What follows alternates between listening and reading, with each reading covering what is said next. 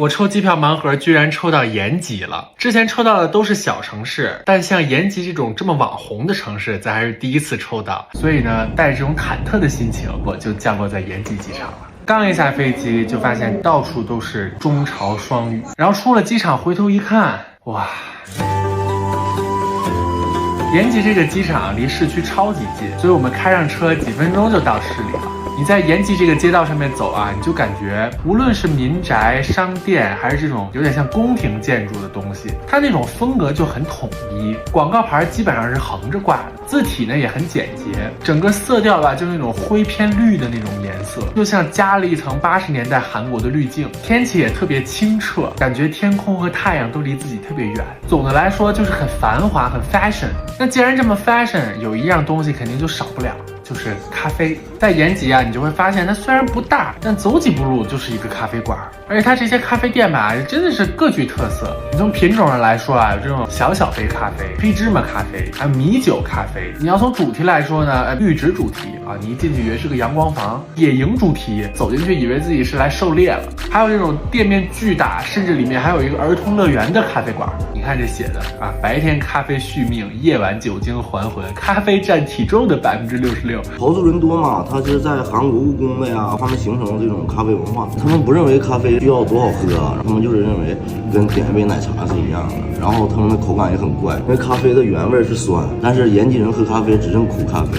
然后晚上呢，我就带着这一肚子咖啡，精神巨饱满去吃这个牛小肠。我其实是一个不太喜欢吃韩餐的人，但是吧，这摆盘是真好看呀，就五颜六色的，看着真的很有食欲。你把这火一点，烤肠就开始呲啦呲啦呲啦就开始冒油，这肠里面还有蔬菜，光视觉上你这一看，哎呀，这绝对好吃啊！干完这顿烧烤，在街上走了一会儿，朋友说没吃够，还想再吃烤串儿。说那走吧，就又去了一家烤串店，点了辣肺、生蚝、米肠、拉面，还有一堆串儿。辣肺也真的很惊艳，它真挺好吃的，它挺烂乎的，但是它又外边有那个焦焦的哦，焦焦的。然后生蚝巨大无比，而且一点腥味都没有。超级鲜，总之是吃着圆滚滚的就滚出了餐厅。等天全黑了呢，这霓虹彩灯一亮起来，你就又感觉这城市有点赛博朋克。那要体会这种感觉，就不得不去这个延边大学的弹幕墙。虽然是一个很网红的打卡地，但它真的挺震撼的。建议大家可以把手机横过来。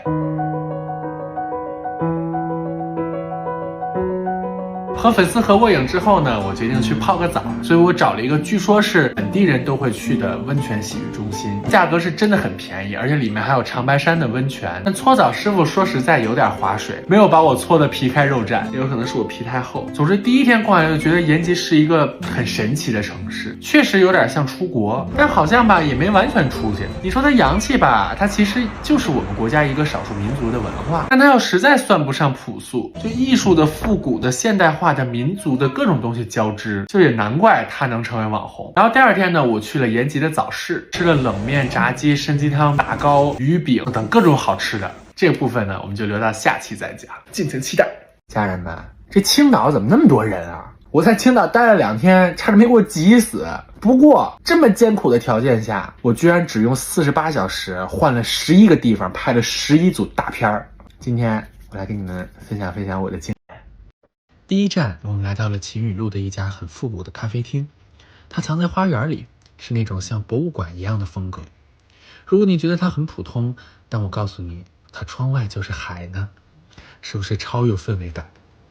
翻上一本看不懂但很高级的书，吃个可爱的小蛋糕，台灯一闪一闪，真的以为自己在欧洲。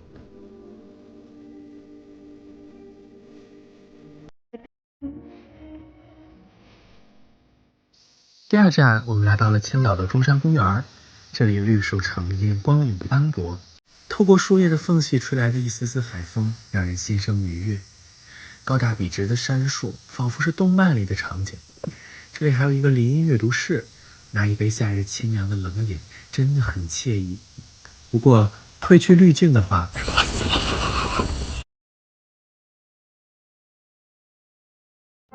第三站，我们来到了龙江路。这里有一幅幅充满童趣的漫画墙，一幢幢被爬山虎覆盖的西式小屋，非常不安，但人也超级多，没办法，就只能厚着脸皮逮住一面墙的牌。路边的小店买个冰激凌吃吃，会让你找回孩童时的快乐。不过要记得吃的文明一点，不然可不出片。路边还有不怕人的小猫咪，那我们也学小猫咪卖个萌吧。搞了这么久还没来一组海边的，可惜已经天黑了，那就顺势而为来一组海边烟花吧。第一海水浴场的海滩很浅，身后的都市霓虹星星点点，焰火的微光照亮了他的脸，愿我们之间的爱意缱绻。拍了一会儿，还是忍不住想要下海，那干脆就脱掉外套，直接来一组性感一点的。我要控制表情。有点像泥鳅。经过好一番努力，熬了好半天鸡肉，家人们，这个成片你们觉得行吗？第二天呢，我们开车来到了崂山，这里有一家咖啡馆，走进去就仿佛走进了油画世界。一个让人昏昏欲睡的午后，听着风铃和蝉鸣，趴在木桌上享受夏日的宁静，闭上眼睛享受风吧，一起回到记忆中的那个夏天。结束了午后的小憩，我们来到了青山渔村。橘红色的屋子仿佛长在青山上，和蓝天一起环抱住了大海。海风很大，农家饭很香，我也很帅。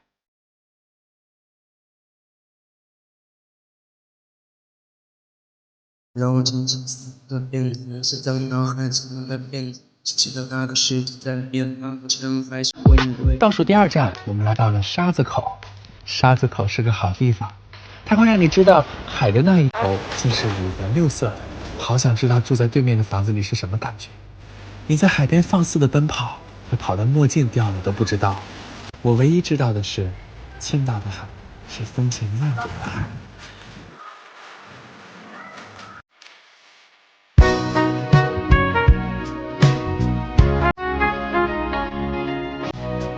最后一站是太平山缆车，缆车一共分成两段，一段是红瓦绿树，一段是高楼天幕。